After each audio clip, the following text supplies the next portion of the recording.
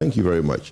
For me, I just think that whether Kotoka is a hero or a villain, I want to say a few things for the viewers and the listeners to make a judgment. There is a saying that goes that the only difference between a hero and a villain is that the villain chooses to use that power in a way that is selfish and hurts other people.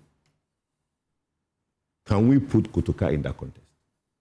If you want to call him a villain, did he use the power selfishly to hurt other people, or was he a liberator at the time?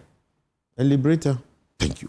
He was celebrated. He was celebrated at the time. Including people in Nkrumah's government who had run away, like Paul said, including a finance minister, Gbedema, all of them left the country. Thank you. Now, today, and my brother talked about the Gen Zs, when we say our national anthem, there's a few lines in there that is very prestigious to us. And what are the lines? It says, fill our hearts with true humility, make us cherished and fearless honesty, help us to resist oppressors' rule with all our will and might forevermore. Great. That is what Kotoka did. Kotoka at the time resisted oppressors' rule. That's actually what we are putting in our constitution now, as Senor refers to. Thank you. Now, if there's a coup and you overthrow it, yes, you will rather be compensated. Thank you.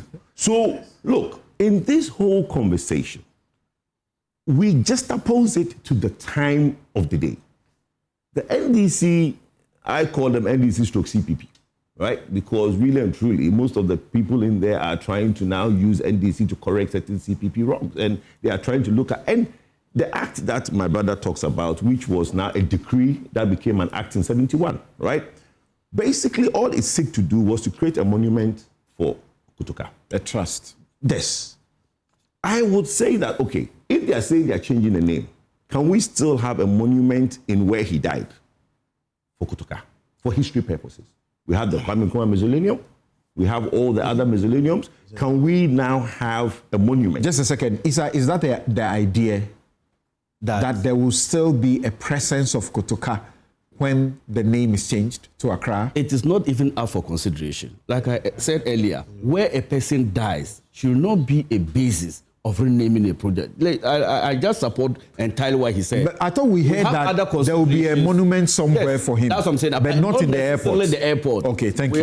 Yes, could you go on? So that's fine. Like you said. But for me, like I said, in the just opposing and looking at the history, at the point he was a liberator, because most of these things were even done not within, but within the civilian government led by Buzia and Edward Akufo. That's when they did some of these things. So they appreciate at the time that, look, he has created something. Nobody, like Senor said, who lived in this constitutional dispensation would even contemplate what happened in the area of Nkrumah.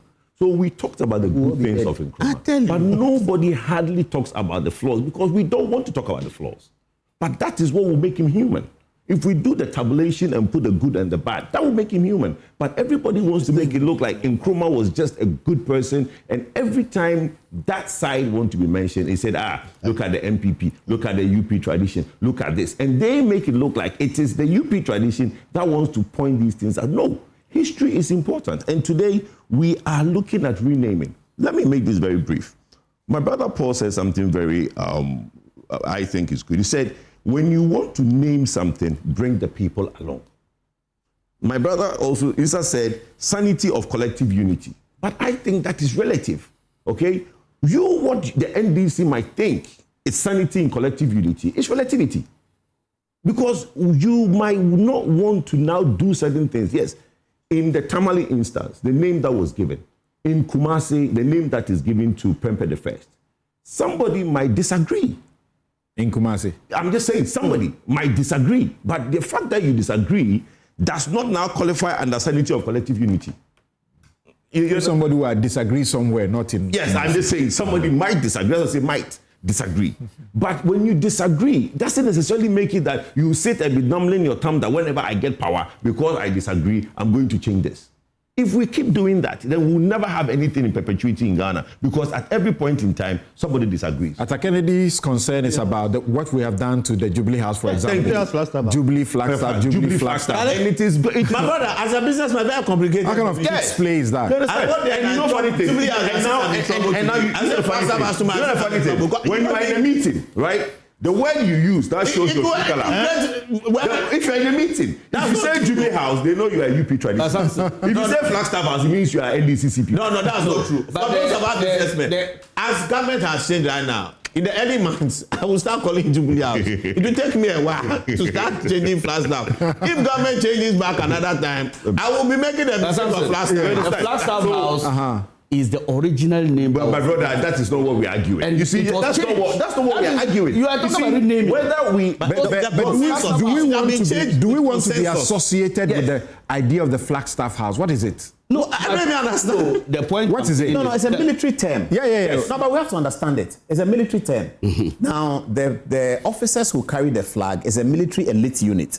They call them color party during the parade. Yes. They're an elite unit. Yes. They lived around the Flagstaff House. Okay. It was around them that the unit or Sajefu's own guard was created. So those long, tall buildings you see there was occupied by General Bawa and his forces. They were like an elite part of the army. Yes. So this flag staff, the staff who hold the flag, yes, after Nkrumah died, It was the place for Nkrumah. Let's get it right. Before Nkrumah. Nkrumah. It was before Nkrumah who brought it. Yeah. The name Flagstaff House Was there before? Was there before Nkrumah. Yes, because he maintained it until President Akufo-Addo. That's what I'm saying. That made it's a military area. It's a military area. Okay. Flagstaff Across the is Flagstaff. military nomenclature. It's a military nomenclature. And that area is a military area. But we didn't even have the funds to build the place. No, but that whole area we is a went and military borrowed area. money. And on our Jubilee occasion, we say call it a Jubilee, house. And we can't agree. It wasn't a Jubilee occasion. We are changing the It was Kwame not a Nkrumah. Jubilee The conversation is interesting. Something, one thing we've lost about this political changing. One major thing is that SHS